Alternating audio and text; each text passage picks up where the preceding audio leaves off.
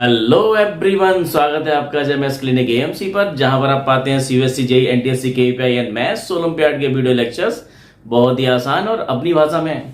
और आज का टॉपिक है यूक्लिड ज्योमेट्री। यूक्लिड ज्योमेट्री पिछले लेक्चर में आपने पढ़ा था, एक बार उसको रिकॉल कर लें।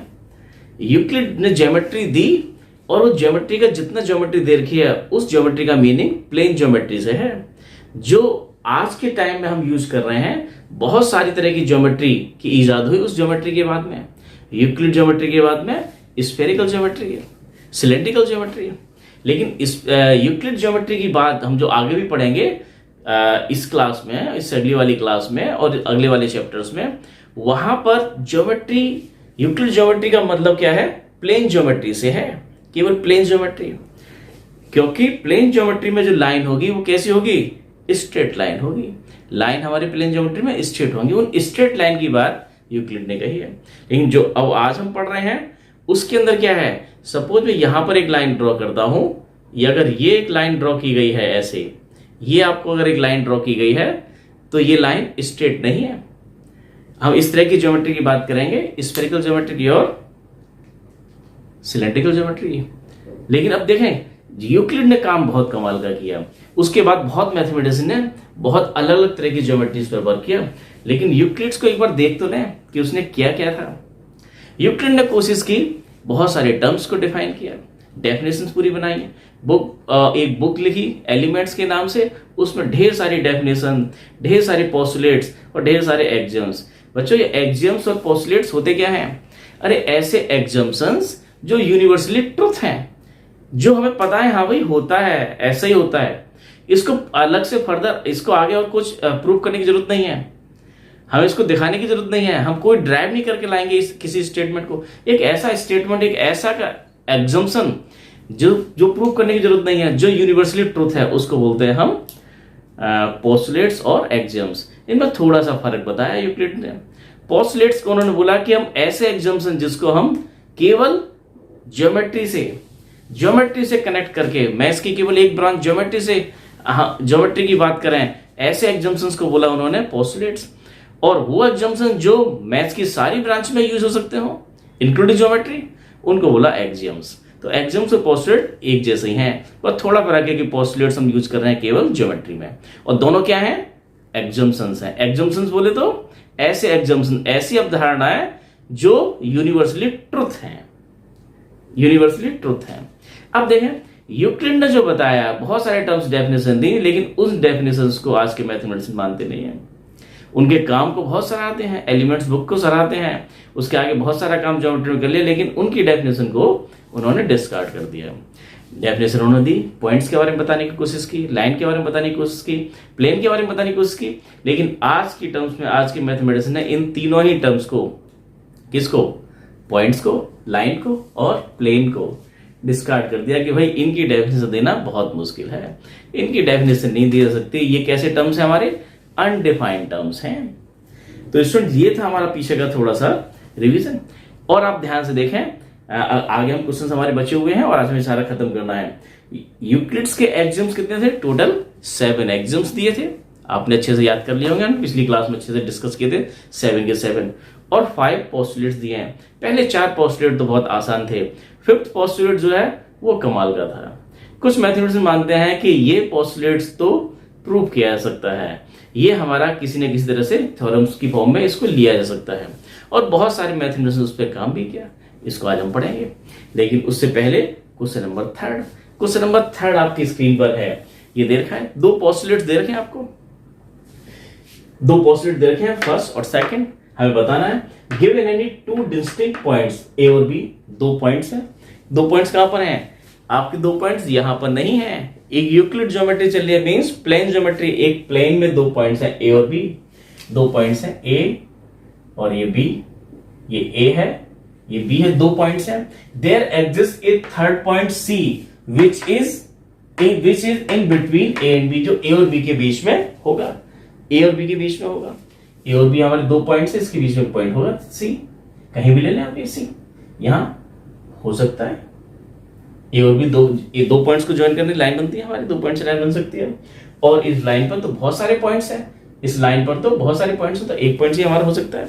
ये पोस्टुलेट्स दिया गया है, ठीक है। देखें, देयर एग्जिस्ट एटलीस्ट, दूसरा क्या देखा है, there exist at least 3 points that are not on the same line, जो सेम लाइन पर नहीं है। 3 पॉइंट्स आपके ए, बी और सी कहीं ले लीजिए, यहां ले लिया आपने सी पॉइंट्स। ए और बी को ज्वाइन करेंगे तो एक लाइन बन जाएगी, बी और सी को ज्वाइन करेंगे लाइन बन जाएगी, तीसरा पॉइंट अलग हो गया। ए और सी को ज्वाइन कर दीजिए, ए और सी को ज्वाइन कर दीजिए और बी पॉइंट्स आपका अलग है। ऐसा हो सकता है, हो सकता है भाई, 2 पॉइंट्स ले लें, तीसरा पॉइंट ले लें, ये भी हो सकता है। ये पोस्टुलेट ठीक है। अब देखिए क्या कह रहे हैं, क्वेश्चन में कहा जा रहा है do these postulates contain any undefined terms, इन दोनों पोस्टुलेट्स के अंदर कोई अनडिफाइंड टर्म्स है। अनडिफाइंड टर्म्स हम सीख गए हैं, क्या थे, पॉइंट, लाइन और प्लेन। कहीं आ रहे हैं क्या, पॉइंट एंड लाइन, कहीं आया क्या, लाइन। तो अनडिफाइंड टर्म्स क्या है, यस अनडिफाइंड टर्म्स हमारे कौन कौन से हैं, पॉइंट एंड लाइन। पॉइंट और लाइन क्या है आपके, अनडिफाइंड टर्म्स हैं। और क्या पूछा जा रहा है इसमें, आर दीज पोस्टुलेट्स कंसिस्टेंट, क्या ये पोस्टुलेट्स कंसिस्टेंट हैं। देखें स्टूडेंट्स, कंसिस्टेंट क्या होते हैं, कोई सिस्टम पोस्टुलेट्स का, जैसे कि ये 2 पोस्टुलेट्स दे दिए हैं, ये 2 पोस्टुलेट्स का सिस्टम है, इस सिस्टम को बोले कंसिस्टेंट, इन पोस्टुलेट्स को बोले कंसिस्टेंट। कंसिस्टेंट कब बोलते हैं, अगर 2 या 3 का सिस्टम दे रखा है, 2 या 3, जैसे 2 पोस्टुलेट्स लिखे हुए हैं, ये एक दूसरे को कंट्राडिक्ट ना करें। कंट्राडिक्ट अगर नहीं करते हैं तो कंसिस्टेंट है, और कंट्राडिक्ट कर देते हैं, माने इसकी हेल्प से ये कंट्राडिक्ट हो जाए, इसकी हेल्प से ये कंट्राडिक्ट हो जाए, तो एक दूसरे के अलग बात बताएं, तो फिर वो कंसिस्टेंट नहीं होंगे। तो हम देख रहे हैं कि ये तो कंसिस्टेंट है, क्योंकि ये पॉसिबल है।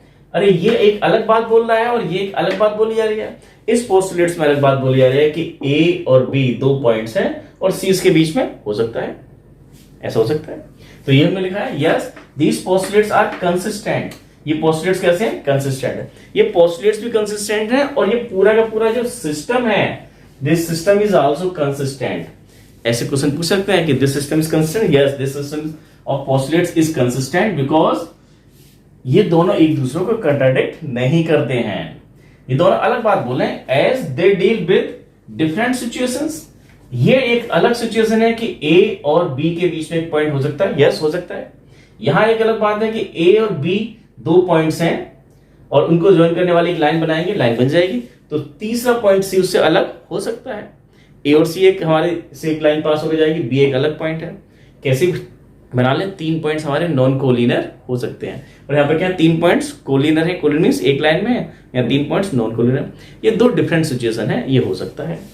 आगे देखें, और आगे क्या पूछा जा रहा है, आगे पूछ रहे हैं do they follow from Euclid's postulates. Euclid's के जो हमारे 5 पोस्टुलेट्स है उनको फॉलो करते हैं।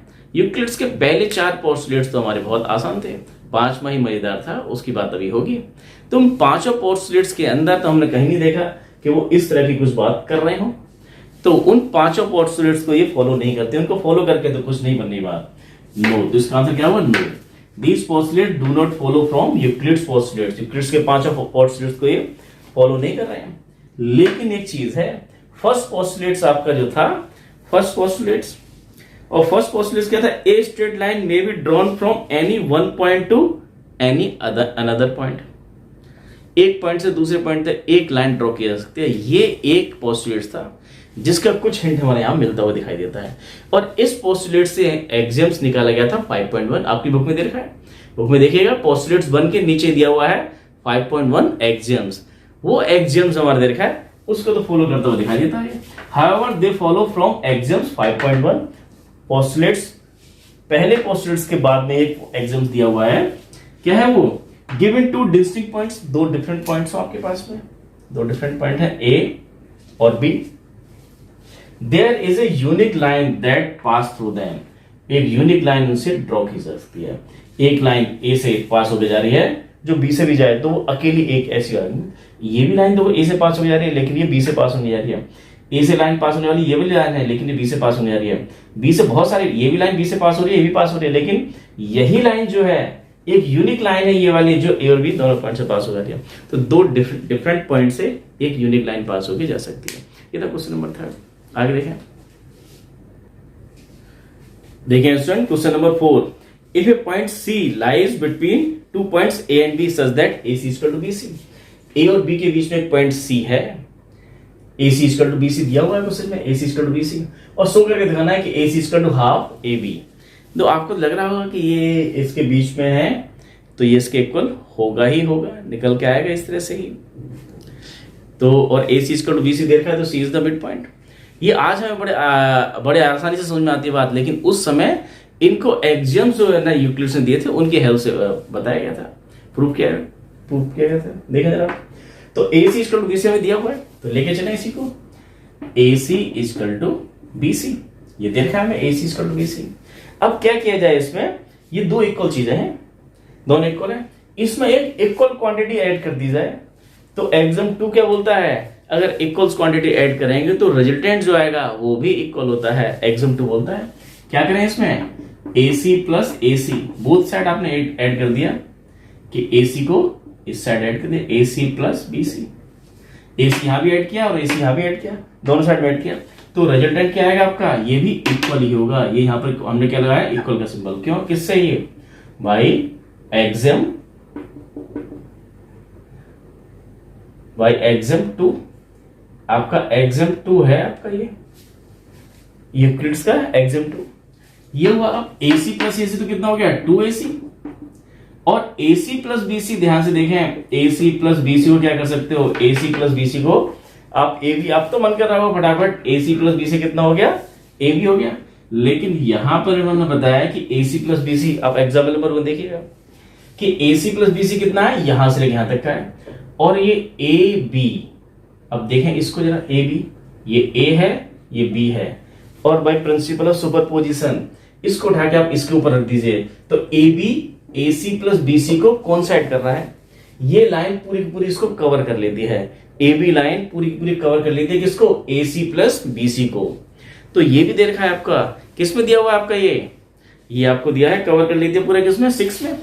ये आपका एग्जाम नंबर 4 है, ये एग्जाम नंबर 4 है। Things which coincide with one another are equal to one another, जो चीजें एक दूसरे को कोइंसाइड कर रही हो, AB इसको कोइंसाइड कर रही है किसको, AC प्लस BC को, AB कोइंसाइड कर रही है, ये एग्जाम 4 है, तो क्या हो जाएगा आपका, ये AB के इक्वल, किससे, ये बाई एग्जाम 4। अब देखें जरा इसको, ये दो इक्वल चीजें दिखाई दे रही हैं, और इसको क्या करते हैं हम, ये अगर इक्वल चीजों से मल्टीप्लाई कर जाए, डिवाइड कर जाए, ऐड कर जाए, तो रिजल्टेंट भी हमारे इक्वल होते हैं। अगर हमारे इसको डिवाइड कर जाए तो किससे, 2 से डिवाइड करते हैं, बोथ साइड 2 से डिवाइड कर रहे हैं, तो ट्वाइस AC डिवाइड बाई 2 और AB डिवाइड बाई 2, तो भी क्या होता है, ये डिवाइड करने के बाद में रिजल्टेंट क्या होगा, इक्वल होगा। ये बताता है एग्जाम 6, आप देखें ये एग्जाम 6 आपको बताता है कि हाफ, इक्वल चीजों के हाफ भी इक्वल होते हैं, एग्जाम 6 में ऐसे लिखा हुआ है। तो क्या हो गया, 2 से 2 कैंसिल हो गया, तो AC इक्वल टू कितना आ गया, half AB, AC equal to half AB, इस तरह से। और फिगर हमने बोला है कि फिगर बना के इसको प्रूव करना है। देखिए बड़े आसान है, लेकिन आपको ध्यान रखना है कि ये ऐसे ही नहीं हो गया है कि हमने यहां पर ऐड कर दिया, किससे ऐड करते हैं, ये बताना, आपको रेफरेंस देना है, एग्जाम 2 में ऐड करना बताया गया कि ऐड करने पर, इक्वल चीजों में ऐड करने पर रिजल्टेंट इक्वल आता है, माइनस करने पर भी इक्वल चीजों में इक्वल चीज माइनस करेंगे तब भी रिजल्टेंट आपका इक्वल ही रहेगा। उसके बाद में बोला कि सुपरपोजिशन वाला कौन साइड कर रहा है, ये एग्जाम 4 में बताया गया था, अगर दो इक्वल चीजें हैं उनके हाफ भी इक्वल होते हैं, हाफ कर जाएंगे तो इक्वल होंगे, ये एग्जाम 6 में बताया गया था। इनका रेफरेंस देके हमें ये क्वेश्चन को प्रूव करना है, नहीं तो बाद में सीधा पता लग रहा था, अरे सी इसका मिड पॉइंट है तो AC क्या होगा, AC और BC दोनों क्या होंगे, AB के हाफ ही होंगे। स्टूडेंट देखें क्वेश्चन नंबर 5, क्वेश्चन नंबर 4 का ही आगे बढ़ाया गया है, बड़ा ही मजेदार क्वेश्चन दे रखा है। क्या देखा है, in question 4 point C is called in mid point of line segments AB का मिड पॉइंट है पॉइंट C, उन्होंने बोला पॉइंट में। अब प्रूव ये करना है, prove that every line segment, कोई भी लाइन सेगमेंट लीजिए AB, तो उसका एक मिड पॉइंट जरूर होता है। इसमें ऐसे क्वेश्चन को हम कैसे प्रूव करते हैं, इसको प्रूव करने के लिए हम यूज करते हैं कंट्राडिक्शन मेथड। कंट्राडिक्शन मेथड में क्या करते हैं हम, हमें प्रूव करना है कि कोई भी लाइन सेगमेंट है AB, उसका एक ही मिड पॉइंट होता है, C होगा या D होगा, कोई सा एक होगा।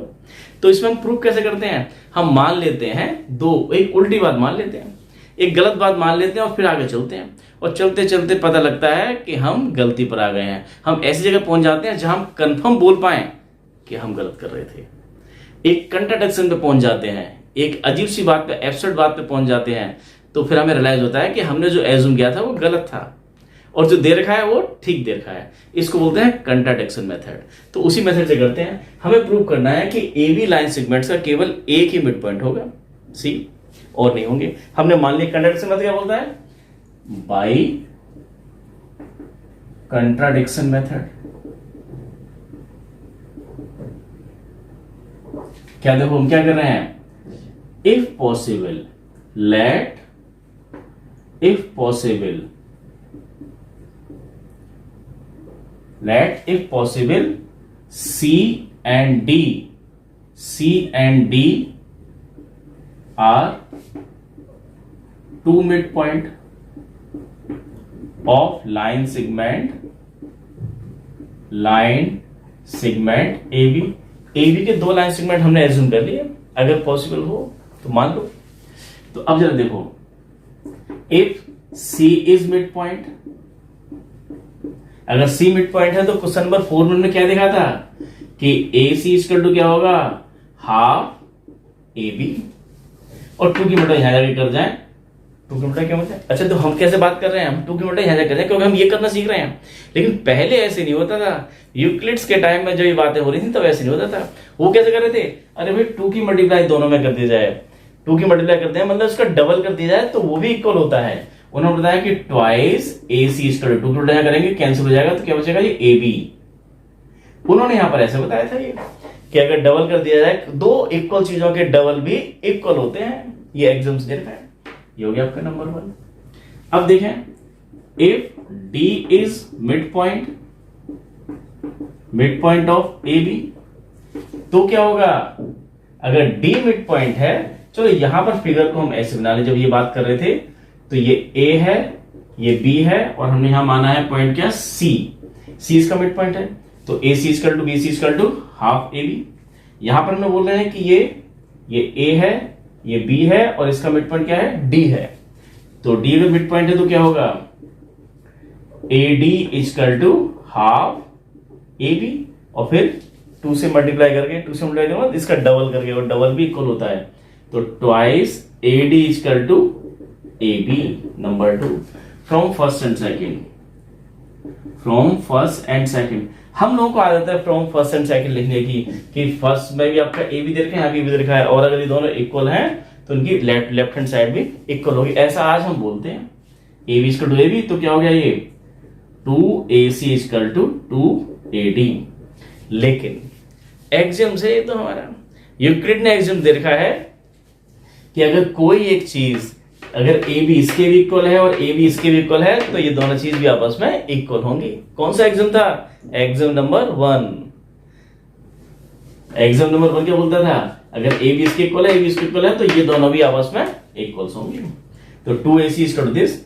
अब उसके बाद में एग्जाम नंबर, लास्ट एग्जाम्स, कि अगर दो इक्वल चीज है तो उसके हाफ भी इक्वल होते हैं, तो इसका हाफ कर दो, हाफ कर देंगे, इसका तो क्या आ जाएगा आपका AC इक्वल टू AD। और यहां बताना है आपको, ये हाफ वाला एग्जाम देखें कौन सा था, हाफ वाला एग्जाम था आपका लास्ट था, ये 7 था, 7।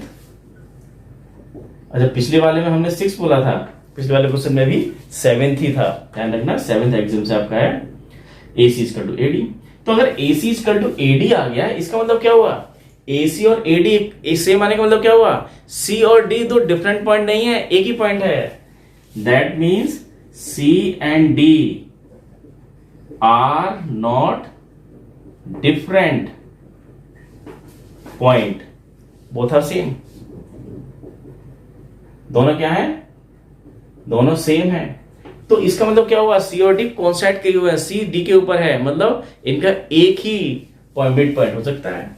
दैट, और ये हमारा क्या हो गया, हमने माना था यहां पर क्या, C और D if possible let if possible C and D are two mid point हमने एज्यूम किए थे, दो डिफरेंट मिड पॉइंट एज्यूम किए थे, are two different mid point of AB। और यहां पता लग रहा है कि C और D क्या है, दोनों सेम निकल के आ रहे हैं, तो हम कहां पहुंच गए? कंट्राडिक्शन पर। यही कंट्राडिक्शन है, which gives contradiction, which gives contradiction diction. So our assumption is wrong, जो दे रखा है वो ठीक दे रखा है। So our assumption is wrong, our assumption is wrong. जो हमारा एग्जम्पशन हमने एज्यूम किया था यहां पर, जो हमने लेके चल रहे थे हम, ये क्या है? ये रॉन्ग है। जो दे रखा है वो ठीक दे रखा है। दे क्या रखा है कि किसी भी लाइन सेगमेंट्स का एक ही मिड पॉइंट हो सकता है। तो लिख देंगे every line segment have one unique mid point. लिख देंगे, नीचे लाइन की जरूरत नहीं है, आप लिख देंगे every line segment have unique mid point. ये था क्वेश्चन नंबर 5। अच्छा क्वेश्चन था। आगे देखें student question number 6। Question number 6 क्या दे रखा है? एक आपको फिगर दे रखी है, इसमें ए बी सी इस तरह से दिया हुआ है कुछ, और इसमें गिवन क्या है? A C equal to B D. ए सी जो है ये यहां से लेके यहां तक का ए सी जो है वो इस बी डी के इक्वल है। ए सी ये जो है वो इस बी डी के इक्वल है। तो ये पोर्शन बी सी क्या है? इसमें कॉमन है, इसको माइनस कर देंगे, आंसर आ जाएगा। देखें ए सी बी डी के इक्वल है, तो प्रूव करना है हमें कि A B equal to C D, ये A D equal to C D, ये हमें प्रूव करना है। ये दिया हुआ है और प्रूव करना है A B equal to C D. तो देखा है गिवन दैट, गिवन क्या है? A C equal to B D. ये दो चीज हमें देखे हैं equal, A C B D के इक्वल है, ए सी बी डी के इक्वल है। क्या किया जाए? इस दोनों इन इक्वल्स में से माइनस कर दें इक्वल क्वांटिटी। कौन सी इक्वल क्वांटिटी? जो कॉमन दिखाई दे रही है आपको। कौन सी कॉमन दिखाई दे रही है? ये बी सी आपको कॉमन दिखाई दे रही है। बी सी को माइनस कर दें। अगर ए सी माइनस बी सी और B D minus B C कर दें, इसमें से इस बी सी माइनस किया, इसमें बी सी माइनस किया, तो वही भी ये रिजल्टेंट जो रिमाइंडर बचेगा वो क्या होता है? वो भी इक्वल होता है। किससे? वाई एग्जाम थर्ड। एग्जाम थर्ड क्या बोलता है? If equals are subtract from equals then remainders are also equal. Things if equals are subtracted from equals then remainder are also equal. ये एग्जाम थर्ड था, तो ये भी इक्वल होंगे। और AC माइनस BC क्या है? देखो AC यहां तक है, AC माइनस BC, इस AC में से आपने BC माइनस किया, बचा कितना आपका? AB। ये बचा है AB। इस AC यहां से लेके यहां तक में से BC माइनस करेंगे, क्या बचेगा? AB। और BD ये है, यहां से लेके यहां तक का BD, उसमें से BC माइनस कर दिया तो क्या बचा आपका? CD। तो यही प्रूव करना था हमें, हो गया। और किससे? एग्जाम थर्ड था कि अगर इक्वल क्वांटिटी में से इक्वल क्वांटिटी कुछ माइनस कर दी जाए तो जो रिमाइंडर बचेगा वो भी इक्वल ही रहेगा। अब देखें क्वेश्चन नंबर 7, बड़ा मजेदार है। Why is exam 5? एग्जाम 5 देखें क्या है? In the list of the Euclid's axiom consider as universal truth. उसको यूनिवर्सल ट्रूथ का नाम क्यों दिया गया है? Note that. अच्छा एग्जाम 5 की बात हो रही है, पोस्टुलेट्स 5 मत समझना। पोस्टुलेट्स 5 भी बहुत इंपॉर्टेंट है और अगला टॉपिक हमारा वही है। पोस्टुलेट्स 5 के डिफरेंट वर्जन हम बात करने वाले हैं। लेकिन एग्जाम 5 क्या है, उसको यूनिवर्सल ट्रुथ क्यों बोला गया है? एग्जाम 5 देखें, ये क्या है? The whole is greater than the part. Part से बड़ा होता है होल। होल जो कंप्लीट होल है पूरा जो है वो उस पार्ट से बड़ा होता है। अरे भाई ये क्या है? ये पूरा कंप्लीट है और ये उसका एक पार्ट है, तो ये पार्ट छोटा है, ये होल अब पूरा था, ये पूरा है, ये बड़ा है और ये छोटा है। तो कैसे देख लें? जैसे आपके पास में क्या है? ये है, ये कंप्लीट एक पूरा होल, और इसके हमने क्या कर दिया? दो पार्ट कर दिए, एक पार्ट ये, एक पार्ट ये, ऐसे फोल्ड कर लिया तो ये 4 पार्ट। ये कितना है? 1/4। 1/4 ये जो हिस्सा है ये क्या है? पूरे का छोटा है, और पूरा का पूरा जो होता है वो होल जो होता है वो क्या होता है? बड़ा होता है। तो ये पूरा हमारा इतना है और इसका 1/4 कितना था? इसका पार्ट है 1/4, पार्ट है इसका हाफ, पार्ट है 1/4, 1/10, सब क्या होते हैं? छोटे होते हैं। तो ये बात तो यूनिवर्सल ट्रूथ है। क्यों है? क्योंकि which is true for anything. चाहे आप पेपर लें, मार्कर लें, कोई भी चीज लें, मैथ्स में की जरूरत नहीं कि ज्योमेट्री में यूज करेंगे। आप ये चीज किसी भी चीज के लिए यूज कर सकते हैं और दुनिया के किसी कोने में कर सकते हैं, इसलिए ये यूनिवर्सल ट्रुथ है।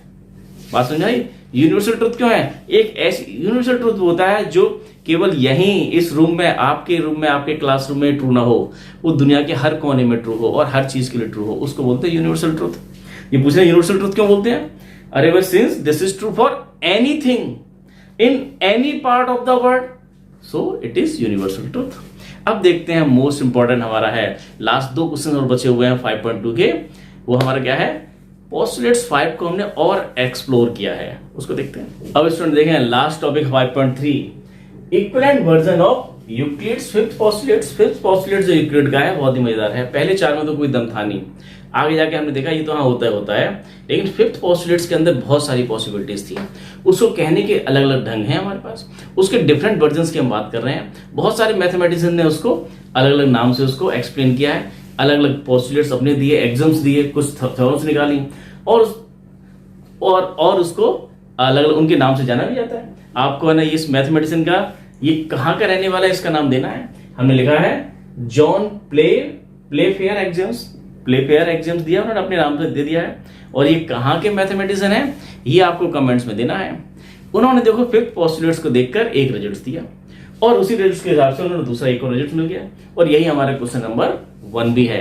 क्वेश्चन नंबर 1 क्या है कि फिफ्थ पोस्टुलेट जो दे रखा है उसको इजी लैंग्वेज में लिखिए, लिखा हुआ इजी लैंग्वेज में कोई सा लिख दीजिए या आप लिख दीजिए, छोटा सा है।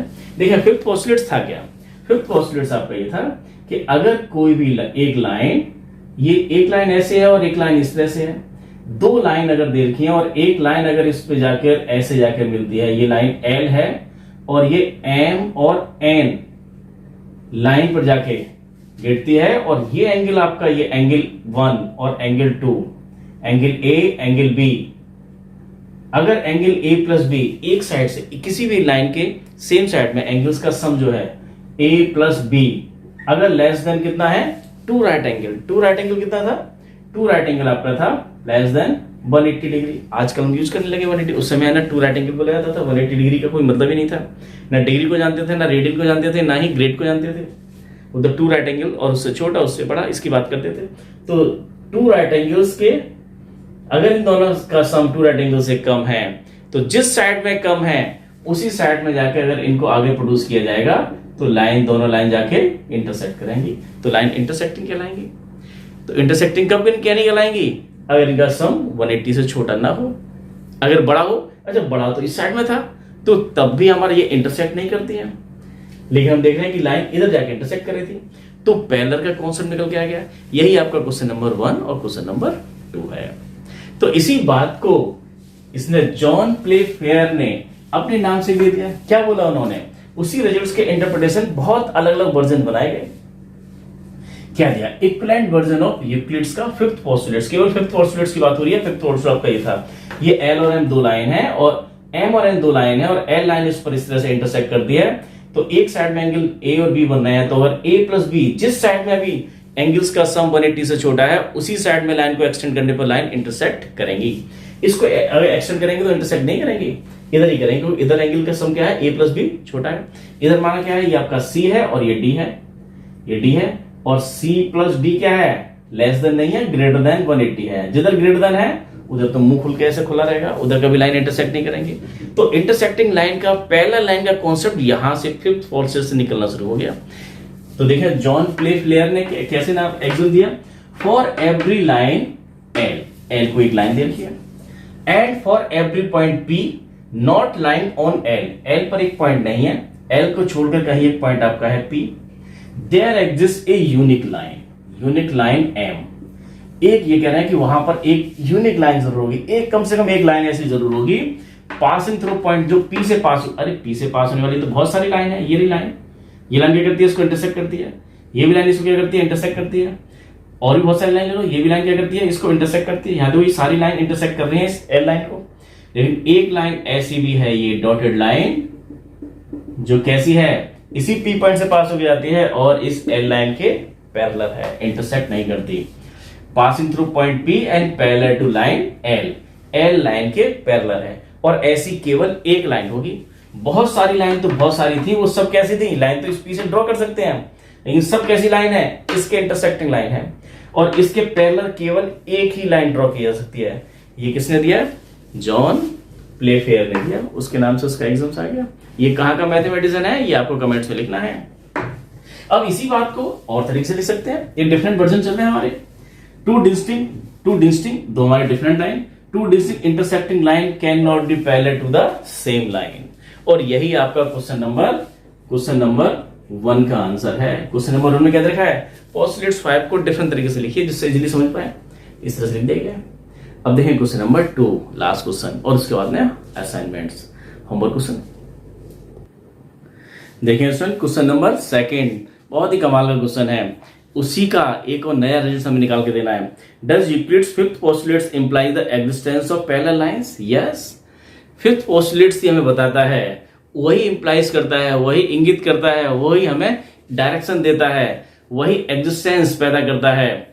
वो बताता है कि लाइन पैरेलल हो सकती हैं, उसी की कंडीशन से निकल के आ सकता है कि पैरेलल लाइंस का कॉन्सेप्ट वहां से ड्राइव हो सकता है। तो लिखा है हमने, yes Euclid's fifth postulates implies का उच्च सिंबल है the existence of parallel lines. Parallel lines का हमारा कॉन्सेप्ट यहां से जनरेट हो सकता है, इवॉल्व हो सकता है। अब देखें कैसे, फिफ्थ पोस्टुलेट था क्या, अगर 2 लाइन दे रखी है और एक तीसरी लाइन आपकी एल लाइन एम और एन लाइन पर ये इस तरह से इंटरसेक्ट करती जाती है और एंगल बनाती है 1 और 2। अगर इसमें केस हमें दिया हुआ था फिफ्थ पोस्टुलेट्स में कि 1 + 2 < 180 है, 2 राइट एंगल से कम है, if 1 + 2 is less than 180 then fifth postulates क्या बोलता था, ये आपका फिफ्थ पोस्टुलेट्स था। ये क्या था, फिफ्थ पोस्टुलेट्स, फिफ्थ पोस्टुलेट यही था आपका कि देन लाइन एम और एन को अगर हम आगे एक्सटेंड करें तो पी पॉइंट पर जाकर वो इंटरसेक्ट करेंगे। अगर ये एंगल 1 और 2 क्या है, < 180 है। अगर < 180 ना हो, greater than 180, वो तो 180 वाला greater than वाला तो हमने किस दे रखा है, तो इंटरसेक्ट नहीं करेंगे। और अगर हम देखा कि अगर वो इक्वल हो जाए, दूसरा केस सिनेरियो ये है कि अगर 1 + 2 = 180 हो जाए, जैसे 1 + 2 यहां दे रखा है, अगर इन दोनों का सम 180 हो जाए तो फिर क्या होगा, यही आपका पोस्टुलेट्स पर बोलता है। अगर लेस देन होगा तो इंटरसेक्ट करेंगी और लेस देन नहीं है तो इंटरसेक्ट नहीं करेंगी, ये लिखा हुआ है। इंटरसेक्ट नहीं करेंगे केस एक पर ये भी था, एक केस आपका ये भी है, लेकिन वहां पर हमारा क्या है, कि 1 ये this plus this equal to more than 180 था, हमने लिया है इक्वल 180, तो क्या होगा, then there will be no intersection of line M और एन का कोई इंटरसेक्शन पॉइंट्स आपको मिलने वाला नहीं है। इंटरसेक्शन पॉइंट नहीं मिलेगा तो क्या होगा, एम और एन कैसे होंगी, पैरेलल होंगी। तो 2 पैरेलल लाइन निकल गया है। तो एम पैरेलल का सिंबल है, M parallel N, lines M is parallel to line N. ये था स्टूडेंट्स, बड़ा ही अजीबोगरीब चैप्टर था, लेकिन मुझको इसको पढ़ने में और पढ़ाने में बहुत मजा आया। स्टूडेंट्स, ये टॉपिक मैंने बहुत कम पढ़ा है और बहुत ही कम पढ़ाया है, और हो सकता है कुछ गड़बड़ हुई हो, लेकिन मुझको बहुत मजा आया, इसको पढ़ने में बहुत मजा आया। इससे पहले वाले टॉपिक जितने आपको पढ़ाए गए हैं वो रोज हम डील करते हैं, रोज बात करते हैं, लेकिन ये टॉपिक को मैंने जब इस बार पढ़ा और आपको पढ़ाया तो मुझे बहुत सारी नई बातें पता लगी। आप तो सीख रहे हैं स्टूडेंट्स, आपके साथ साथ मैं भी सीख रहा हूँ, थैंक यू। अच्छा देखिए होमवर्क क्वेश्चंस, देखिए student homework question assignments 5.1, solve the equation x - 15 = 25। Solve करना बड़ा आसान है, 15 इधर आया तो कितना हो गया आपका 40, आंसर तो 40 है। लेकिन सॉल्व कैसे करना है आपको, सॉल्व तो आप करेंगे और सॉल्व करके इसको यूज करेंगे, इसका यूक्लिड एक्सिम जो आप यूज करके इसको सॉल्व करेंगे, ऐसे फटाफट नहीं कर देंगे। आपको आज से कितना 2300 ईयर्स पहले पहुंच के यूक्लिड्स ने जो एक्सिम दिए थे, उन एक्सिम्स का यूज करके तब इसको सॉल्व करना है, बताना है एक्स वैल्यू कितनी आती है, और जो एक्सिम्स आपने यूज किया उसका स्टेटमेंट देना है। Pythagoras was a student of, किसके स्टूडेंट थे ये, आप अगर वीडियो देखेंगे, दोनों लेक्चर्स को आप ढंग से देखेंगे तो हमने इसको जिक्र किया है कि पाइथागोरस किस मैथमेटिशियन के स्टूडेंट्स थे। Right the number of dimensions of surface की डायमेंशन हमने बताई थी, सॉलिड की, सरफेस की, लाइन की और पॉइंट की डायमेंशंस की बात हुई थी कि इसकी डायमेंशन कितनी होती है, 1 2 3 4 5 6 0 1 2 कितनी होती है, पता नहीं आपको। A proof is required for, proof हम देते हैं, किसमें देते हैं, किसके लिए रिक्वायर्ड होता है, पोस्टुलेट्स के लिए प्रूफ की जरूरत होती है, एक्सिम्स के लिए जरूरत होती है, थ्योरम्स के लिए होती है, या डेफिनेशंस के लिए होती है, ये आपको बताना है एबीसीडी में से कौन सा ठीक है। स्टूडेंट्स, अगर वीडियो आपको पसंद आ रहा है तो इसको लाइक कीजिए, शेयर कीजिए, सब्सक्राइब कीजिए और बेल आइकन का बटन दबाइए, जिससे कि आपको सारे नोटिफिकेशन टाइम से मिलते रहें। और आज के लिए इतना ही, थैंक यू।